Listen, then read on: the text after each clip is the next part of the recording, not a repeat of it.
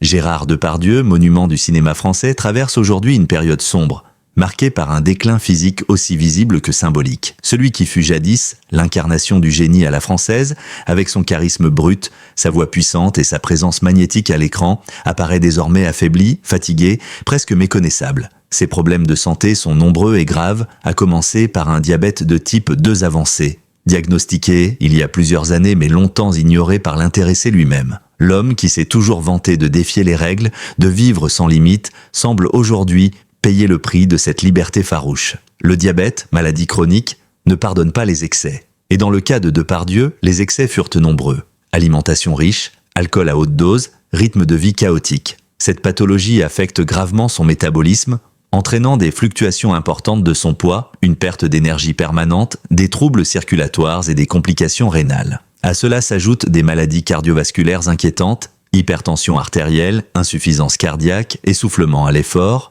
Plusieurs sources proches de l'acteur ont évoqué des hospitalisations discrètes, des interventions médicales en urgence, parfois à l'étranger, loin des caméras. Les apparitions publiques de Depardieu se sont espacées. Lorsqu'il apparaît, il marche difficilement, semble peiner à se tenir droit. Les traits de son visage sont tirés, le regard est souvent vague, la voix moins assurée. L'homme qui incarnait la force vitale, l'ivresse de vivre, donne aujourd'hui l'image d'un colosse fatigué, rattrapé par ses faiblesses humaines. Il n'est plus cet ogre flamboyant qui embrassait la vie à pleines dents, mais un homme que la douleur ralentit, que la fatigue écrase. Mais il serait réducteur de ne parler que de l'aspect physique, car les maladies de Depardieu ne sont pas uniquement celles du corps, elles touchent aussi son âme, son rapport au monde, à la célébrité, au temps qui passe. Lui qui a toujours fui les normes, refusé l'ordre établi, rejeté les codes du star system, se retrouve face à une réalité qu'il ne peut plus esquiver. Le temps a passé, impitoyable, et l'icône rebelle d'hier est devenue un homme seul, confronté à ses regrets, à ses choix, à ses douleurs. La solitude, justement, est un mot qui revient souvent dans les témoignages de ceux qui l'ont connu. Derrière les provocations, les éclats de voix, les déclarations controversées, se cacherait un homme blessé, mélancolique, profondément sensible. Ses amis les plus proches parlent d'un Gérard silencieux, méditatif, presque fataliste. Comme si, dans cette dernière étape de sa vie, il se préparait à un long adieu, sans fanfare ni projecteur. La souffrance psychologique s'entrelace ainsi avec la souffrance physique. Son état de santé fragilise aussi son équilibre émotionnel. Le corps ne suit plus, l'esprit s'embrume, les souvenirs pèsent. L'acteur, qui a toujours puisé dans la vie une énergie brute et une rage de jouer, se voit freiné dans son élan. Chaque tournage devient une épreuve, chaque rôle un défi. Là où il improvisait avec aisance, il lui faut maintenant du repos, des pauses, des soins. Cette image douloureuse d'un Depardieu affaibli choque ses fans. Le contraste est brutal. Comment reconnaître dans cet homme vieilli et malade le même qui avait conquis le monde avec Cyrano de Bergerac, Jean de Florette ou Le Dernier Métro? Ce choc visuel et émotionnel agit comme un électrochoc pour toute une génération qui a grandi avec lui. Le mythe semble s'effriter. Et pourtant, derrière ce corps déclinant, l'âme d'un artiste continue de vibrer, à sa manière. La question reste ouverte. Gérard Depardieu pourra-t-il, un jour, remonter la pente, surmonter ses douleurs, retrouver une forme, une inspiration? Ou assiste-t-on, impuissant, au lent crépuscule d'un homme qui fut, durant des décennies, l'un des plus grands comédiens au monde? Le premier chapitre de cette fin de parcours s'écrit dans la chair, dans le silence, dans la fatigue, et il appelle à la compassion autant qu'à la réflexion.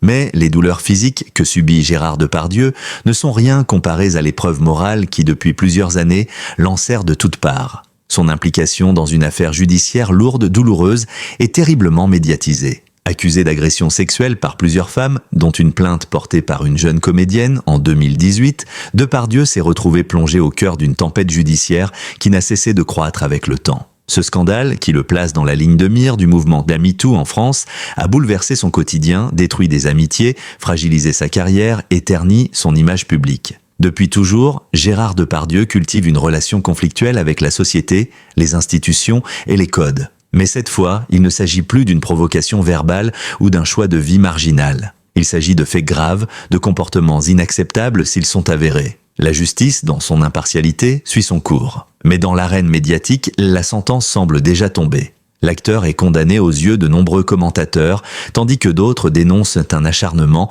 contre une figure qui dérange. Ce clivage constant autour de Depardieu ajoute à sa détresse. Il n'est plus uniquement un homme accusé, il devient un symbole. Pour certains de l'impunité masculine, pour d'autres du lynchage médiatique. Ce contexte délétère pèse d'autant plus lourd que l'état de santé de Depardieu rend sa défense compliquée. Souffrant de pathologies chroniques, l'acteur peine à se présenter devant les tribunaux. À plusieurs reprises, ses avocats ont demandé des délais pour raisons médicales. Ces demandes, bien que justifiées par des certificats médicaux, ont alimenté les soupçons de ceux qui pensent qu'il cherche à échapper à la justice.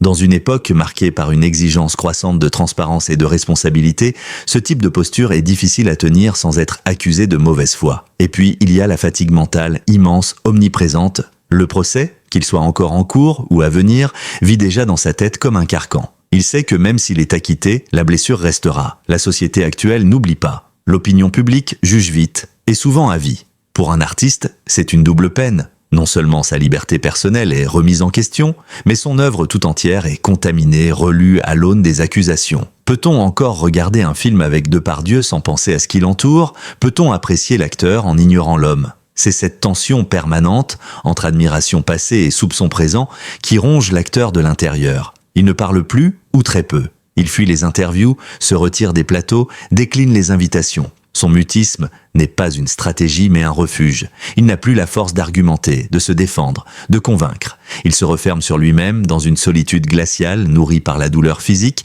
mais aussi par l'amertume et l'incompréhension. Son entourage évoque un homme las, désorienté, qui ne sait plus à qui se confier. Des amis de longue date ont pris leur distance. D'anciens collaborateurs, mal à l'aise, préfèrent le silence à la défense. Dans ce climat délétère, Depardieu semble n'avoir d'autre choix que de se replier sur son monde intérieur, un monde habité par les souvenirs d'une gloire passée, par la nostalgie des plateaux de tournage, par les voix et les visages aujourd'hui disparus. Il est difficile de ne pas voir dans ce moment une forme de tragédie. Le géant est tombé, non pas en un instant comme un arbre foudroyé, mais lentement, à coups répétés. La maladie, le temps, la justice, l'opinion, l'isolement.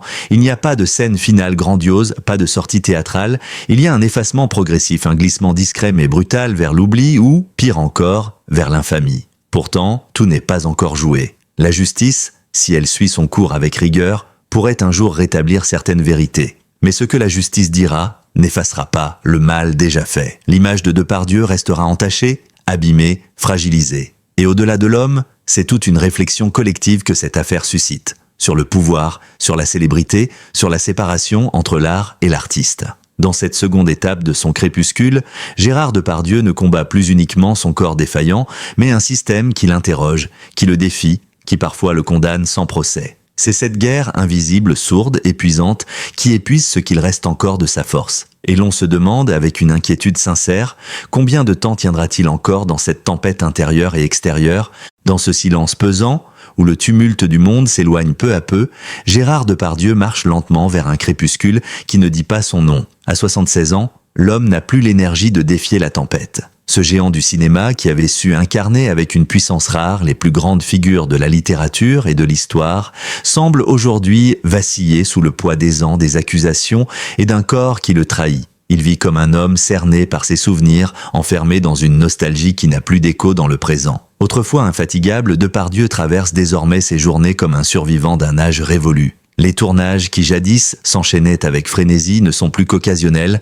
souvent interrompus par des problèmes de santé ou des conflits personnels. Certains projets sont suspendus, d'autres définitivement abandonnés. Les assurances rechignent, les producteurs hésitent, les partenaires s'éloignent. Il est devenu, malgré lui, une figure embarrassante pour un cinéma qui veut désormais faire place à de nouvelles voix, à des artistes plus sûrs, plus présentables. Et pourtant, personne ne peut nier l'ampleur de son legs. Gérard Depardieu a incarné la France avec autant de vigueur que Victor Hugo ou Édith Piaf. Il est Jean Valjean, il est Cyrano, il est Porthos, il est Danton. Il a donné son corps, sa voix, ses colères, ses larmes à des personnages que l'on croyait figés dans les livres. Il a su leur donner une chair, une âme, un souffle. Durant des décennies, il a fasciné, choqué, bouleversé. Il a été ovationné à Cannes, applaudi à Hollywood, décoré par la République. Mais aujourd'hui, cette immense carrière semble disparaître derrière les nuages d'une époque plus sévère, moins indulgente, plus moralisatrice. Certains posent alors la question fatidique. Faut-il séparer l'homme de l'artiste?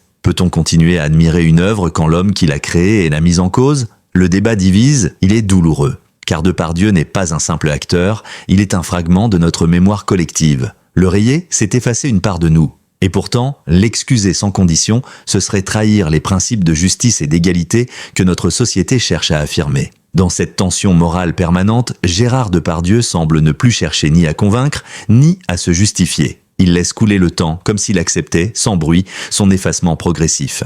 Il vit entre Paris et ses refuges à l'étranger, loin des regards, loin des caméras. Ses rares apparitions sont marquées par une lenteur inhabituelle, par un regard parfois perdu. Il s'exprime peu, et quand il le fait, c'est dans un langage décousu, empreint de mélancolie, de regret et d'une certaine lucidité tragique. Ses proches parlent d'un homme habité par le passé, obsédé par les absents, ses parents, ses amis disparus, ses anciens amours. Il ressasse des souvenirs de tournage, des anecdotes glorieuses, des rencontres fabuleuses, mais tout cela lui semble appartenir à une autre vie, à une époque qu'il ne reconnaît plus. Le monde a changé, il ne sait plus comment y exister. Et pourtant, même dans la déchéance, il reste quelque chose de profondément humain, presque sacré, dans la figure de Depardieu. Sa chute même est spectaculaire, digne des plus grandes tragédies. Il n'a jamais été un homme simple ou lisse. Il fut toujours excessif, rugueux, insaisissable. Aujourd'hui encore, dans cette fin de parcours chaotique, il fascine autant qu'il dérange. Et peut-être est-ce là, paradoxalement, sa plus grande fidélité à lui-même,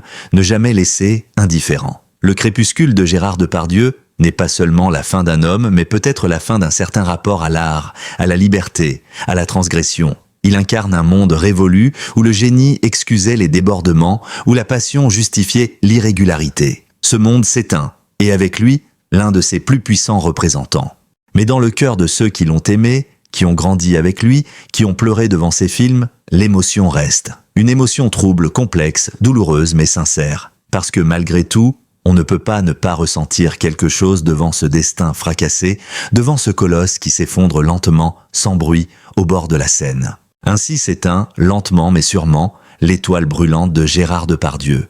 Entre douleur physique, procès écrasant et solitude grandissante, l'acteur voit son mythe vaciller. Et pourtant, malgré la chute, il reste cette silhouette immense, gravée à jamais dans l'histoire du cinéma. Peut-on oublier Cyrano, Jean de Florette, Danton? Peut-on condamner l'homme sans trahir l'émotion que ses rôles ont éveillée en nous? Le débat est ouvert, la mémoire est vive, les cœurs partagés, une chose est sûre.